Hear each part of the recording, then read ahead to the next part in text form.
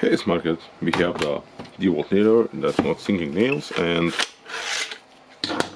I have prepared the striker and the service kit SA activation G3s rigid. So it's a magnet piece, the solenoid, I don't know how to call it.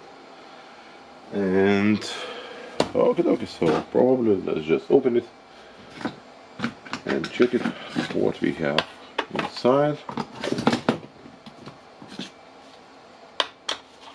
Nope.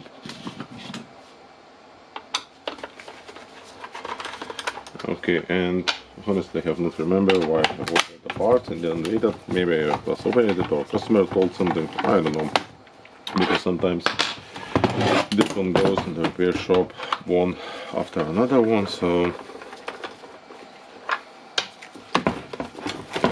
they just go here, so maybe that customer changed the